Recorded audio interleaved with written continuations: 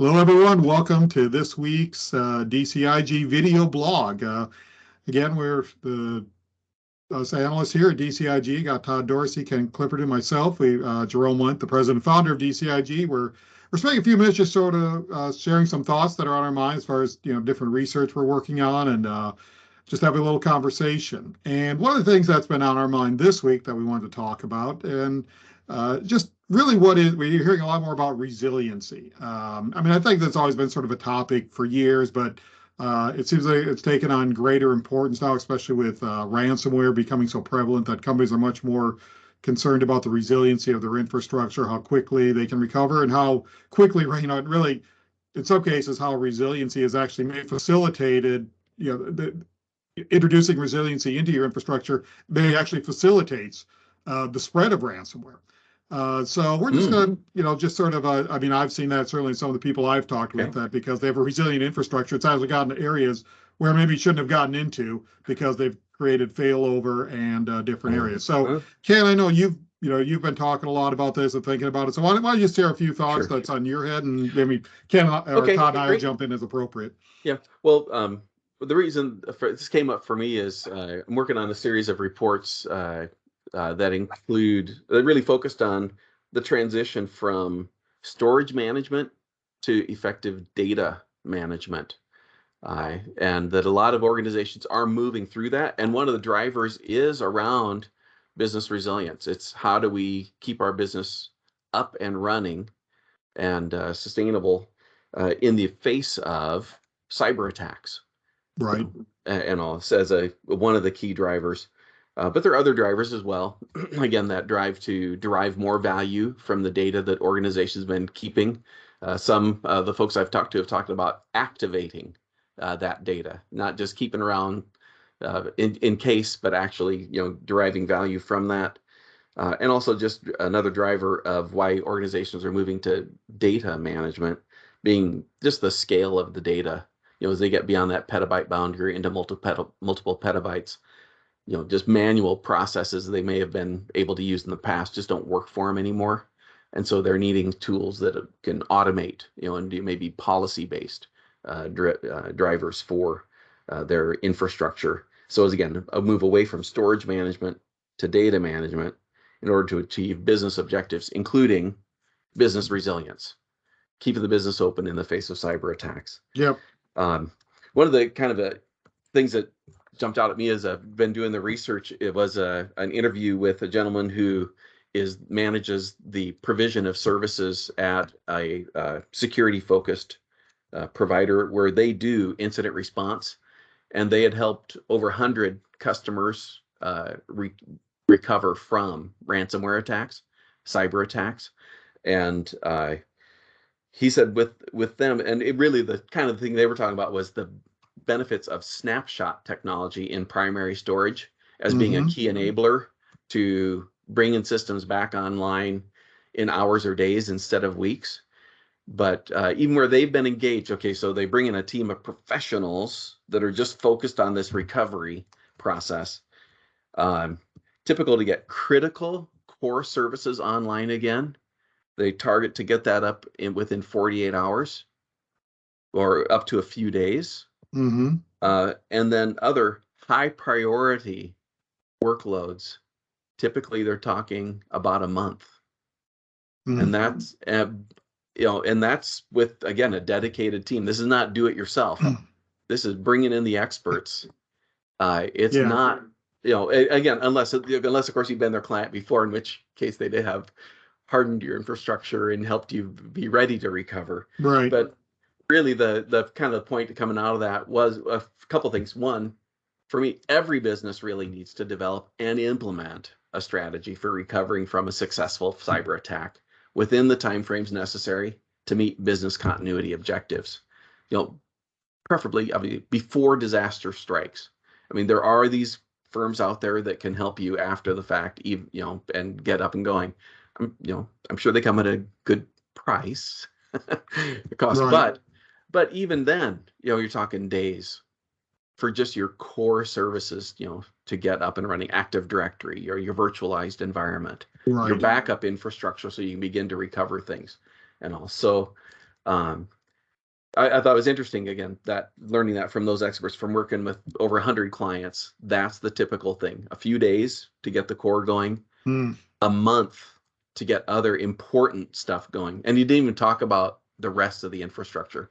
And certainly we saw that, in the Omaha area, major medical facility got hit a little over a year ago.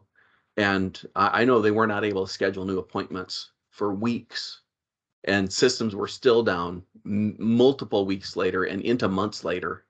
And then there's more recently, there's another medical facility that their parent organization got hit, and they were doing scheduling on paper. It was 2 or 3 weeks later, and I know they were still doing scheduling on paper. So it had significant impacts on people that were receiving treatments. Yeah. Yeah. And so out of that, so that was one kind of, okay, here's someone on the ground, their experience. I'm thinking about how to make this threat of cyber attack into a win for the business, and a couple of things came to mind. One, this certainly has C-level, executive, and even board level awareness for most enterprises. I mean, this is a real threat. I mean, Jerome, you've been saying for a couple of years now, it's not if there'll be a successful attack, it's when. Right. So, I mean, you just got to have a plan that will work for recovering in inside necessary time. So there's visibility, but also it's an opportunity to take a kind of look at the big picture and say, okay, what are the other priorities for the business that, moving to a data management approach with policy-based data management, workflow, automations, and capabilities that essentially you can take advantage of projects that are in the pipeline to facilitate accomplishing those things. Maybe it's a cost reduction opportunity. Maybe it's a revenue enhancing opportunity, accomplishing an enterprise project. But taking advantage of those low-hanging fruit to be more strategic and accomplish multiple objectives with that. Yep. And the move toward data management. Yeah. Hey, Todd, I have a question for you. I know you're working on some HCI stuff right now, and we as we were talking earlier, resiliency is just kind of built into HCI. It's probably maybe the biggest driver that you can, potentially have a highly resilient local infrastructure, even extend it to, other sites potentially. But we started about ransomware and what that and that sort of topic. And I know I'm maybe putting you on the spot here a little bit, but does anything come to mind, like when you think about HCI and what these guys are doing, like what some of the providers are doing to detect and stop ransomware in their solutions? Are they doing anything? Does anything come to mind? It just, in light of what Ken was talking about, anything come to mind with those solutions? Nothing comes to mind as part of those solutions specifically around ransomware, other than some of the typical features that we see in software-defined storage solutions and HCI software solutions that are there. I do think, though, related to, or maybe a deeper question, it kind of comes back to a webinar, Ken, that you and I did in terms of how do people get started on transforming their infrastructure, of which business resiliency is a part of that. I think one of the questions that enterprises has to ask is what sort of HCI software or solution that they want. And that is dependent upon a lot of things like their skill sets, the budgets, whether they want integrated solutions, but the business resiliency features and how hard or how custom they want those kind of plays into the solutions that different vendors offer. Some vendors offer very strong out-of-the-box solution with built-in cookie-cutter approaches to restoring workloads and data sets. Others, are more custom developed and require skill sets to fine-tune. So I don't know if that answers your question, but it's a lot of dependencies there. Well, yeah, go ahead. Anyway, but so there's deeper questions that enterprises need to ask that fit into how they run their enterprises with regards to the business resiliency features that they need to tie into to be able to recover and keep their business running. Yeah. And I think HCI is sort of like one of its most appealing attributes is it really does try to make sure that it's you really continue running uninterrupted if there's some sort of, one of the devices or even maybe more than one device Mhm. potentially go offline, they could stay operational, or even Right. an entire site can go offline and continue running, your applications continue running elsewhere. And as Ken was talking about, even with snapshots, that has really become a key enabler for, recovering more quickly. It's not quite like HCI where it's sort of, you can transparently recover, but at least you have data you can bring back online. I know even when, I'm working more on the data protection backup, it's sort of like, okay, if you guys are dealing more with production systems, I'm sort of dealing like, well, if production systems fail, what do backups, what can they provide? And I think organizations really need to take especially if you're deduplicating your data. I've been doing quite a bit of research on that lately. You really need to think about, okay, well, I've got all my data deduplicated, I get these high deduplication ratios. But when you start switching over to instant, start talking about, doing these quick recoveries from deduplicated data, boy, I tell you one thing, it is, they may use the term instant restore, but from what I've seen, it's anything but instant restore, except for maybe a couple of products. I mean, you're talking, just even restore the data for a few applications, you're maybe talking certainly 15 minutes, if not hours, to do a restore. You start talking about doing restores at scale for multiple applications. I mean, just to recover the data, get off of your backup onto storage. I mean, you could be talking, to Ken's point, days to do these sort of restores. So, this is, it's a, again, I don't want to, prolong this conversation, but, business, it's a resiliency has really, kind of gotten, kind of captivated, I'd say, the enterprise attention right now. And companies are examining more critically. I mean, before it used to be sort of check the box and we can do, we have a backup or we've done a snapshot. Now, the importance of how quickly you can access that, backup or that snapshot and bring it back online, or, in case of HCI, what it looks like when, when an appliance goes offline or a node goes offline or entire site goes offline, what does that look like and how do you recover that is really taken on really much more significance here, especially in this age of ransomware. I would say as a common feature, though, within all the HCI solutions are high availability features, at least and minimum 2-node solutions. Some offer multi-node solutions for, recovering if a site goes offline.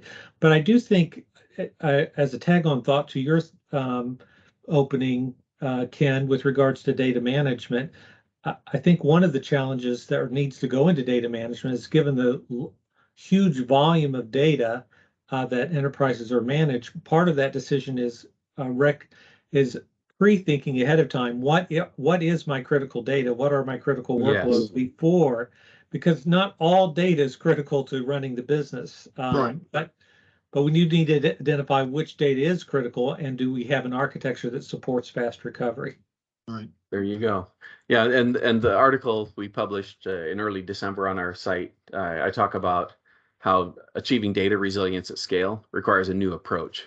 That people, leaders need to change their focus from successful backups to successful recoveries. That's where the applications are live again, so that we can meet those recovery time requirements and keep the business running.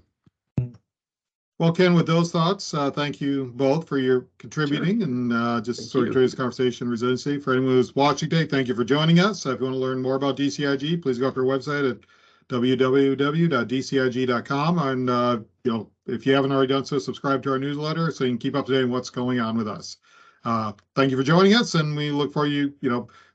Subscribe to our DCIG YouTube channel so you can keep abreast of all our blogs that we're putting out here on a regular basis. Thank you.